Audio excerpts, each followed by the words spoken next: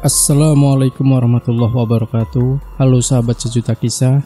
Bahagia sekali kami bisa kembali hadir menjumpai Anda. Tentunya seperti biasa akan menghadirkan kisah-kisah nyata misteri.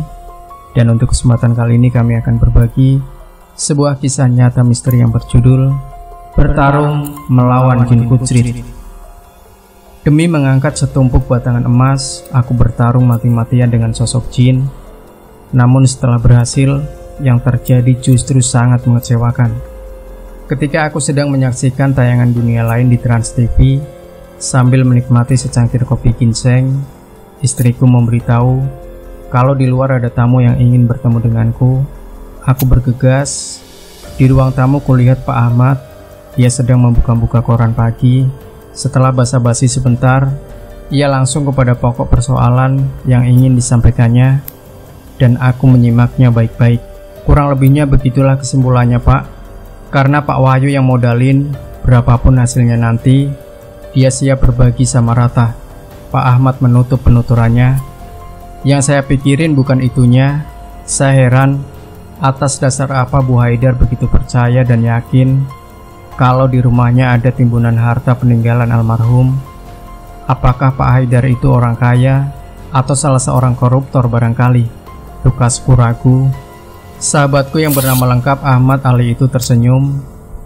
Soal itu saya juga tidak tahu, tapi yang jelas Bu Haidar yakin 100% kalau harta itu memang ada, katanya. Kami memang sudah terbiasa ngobrol dibarengi humor, terkadang sindir sana sindir sini, tetapi topik persoalan tetap berlanjut seperti halnya malam itu.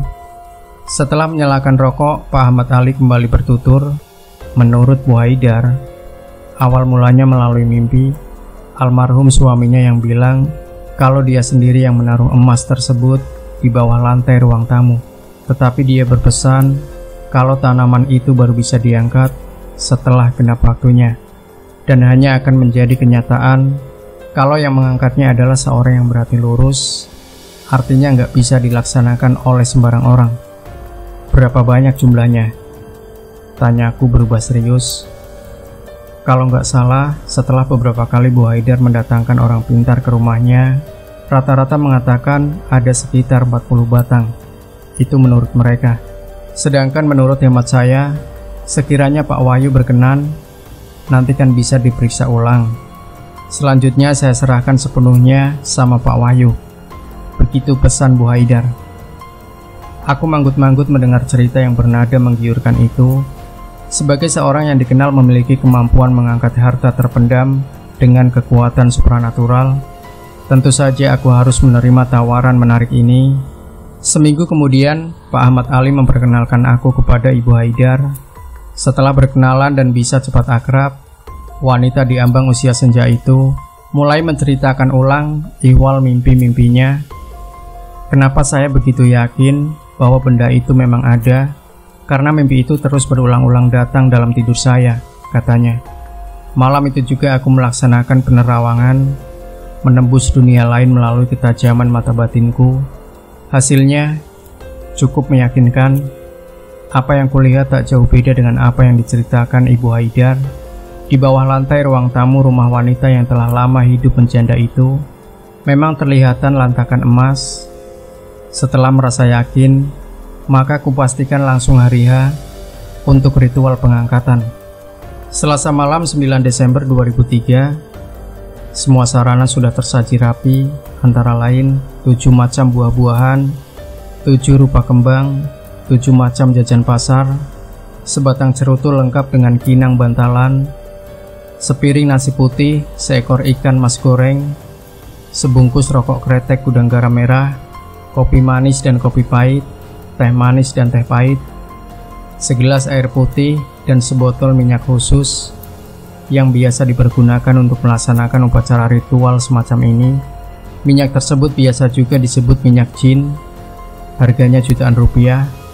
Sebab tanpa menggunakan minyak seperti itu, rasanya sangat tipis kemungkinan akan berhasil dengan lancar dan baik.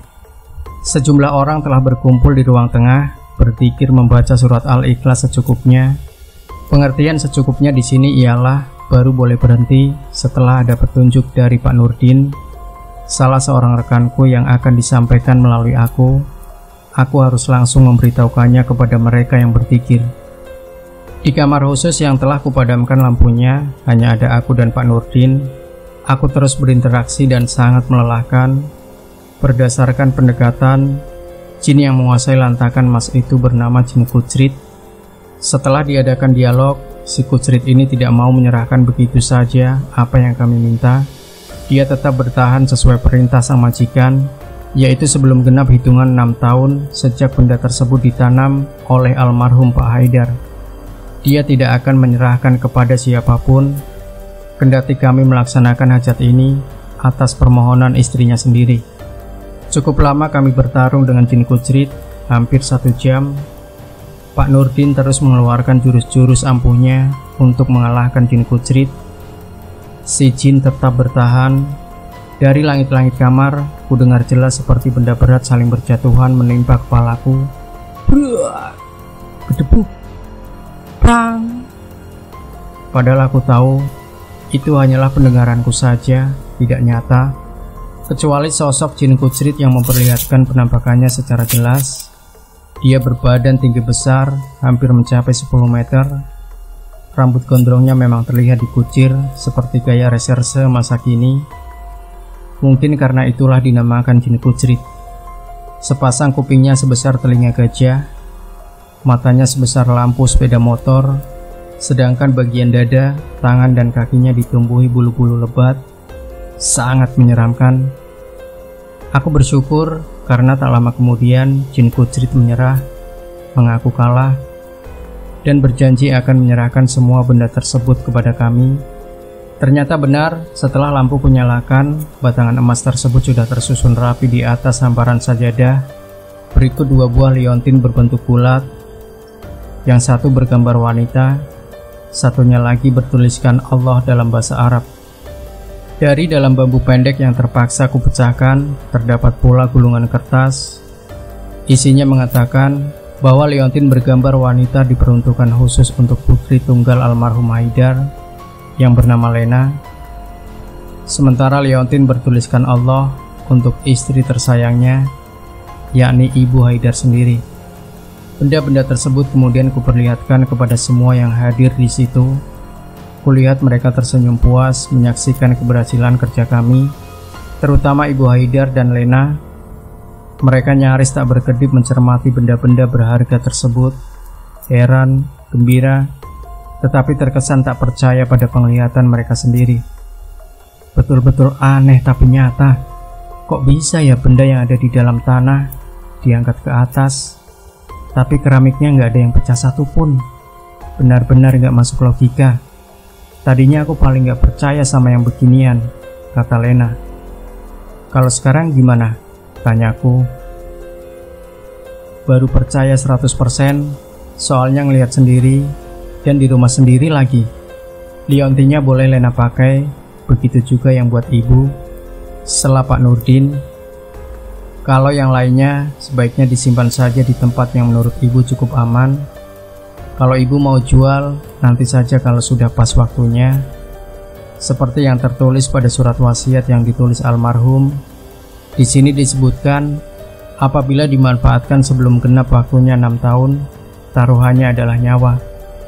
Batas waktu itu kapan, Pak? Lena bertanya lagi. Kalau nggak salah tanggal 18 Februari 2004, jawabku. Akan tetapi, karena yang disebut manusia selalu saja merasa kekurangan dan tak pernah mensyukuri nikmat Allah, awal Januari 2004, Ibu Haidar bermaksud menjual 5 batang emas itu. Alasannya selain terhimpit oleh kebutuhan hidup yang semakin meningkat, juga untuk mengembalikan uang minyak dagangannya yang belum ia setor penuh. Tak enak katanya, sudah dibantu kok malah ngeberatin yang nolong. Apa boleh buat, aku dan Pak Nurdin merestui. Kebetulan pula pada waktu itu kami sedang butuh uang untuk keperluan serupa. Segera aku melaju ke salah satu toko emas kenalanku di Pasar Agung. Hasilnya sangat mengecewakan sekali. Sungguh, emas batangan tersebut berubah menjadi kuningan sari. Aku jadi penasaran. Ku bawa ke toko lainnya, namun hasilnya sama. Sama sekali nggak ada kadar emasnya bang, ini murni kuningan sari, kata si pemilik toko setelah 2-3 kali mengetes kemurnian emas tersebut. Celaka 13, pikirku. Setelah 8 juta rupiah terbang dari dompet, kemudian mati-matian bertarung melawan jin kucrit, hasilnya hanya kuningan sari. Walaupun masih ada harapan akan sempurna dengan sendirinya apabila tiba waktunya kelak, atau melalui bantuan orang pinter yang memiliki ilmu khusus untuk menyempurnakan kuningan sari kepada wujud aslinya, itu kan baru sebatas harapan. Bisa menjadi kenyataan, bisa tidak. Semuanya kuserahkan kepada Yang Maha Kuasa. Namun yang pasti, dari kasus ini aku mendapat pelajaran berharga bahwa kita sebagai manusia hendaknya bisa bersabar dalam menanti sesuatu hal. Kalau saja kami menjual lantakan emas tersebut sesuai dengan waktu yang ditetapkan, mungkin emas itu tidak akan berubah menjadi kuningan sari.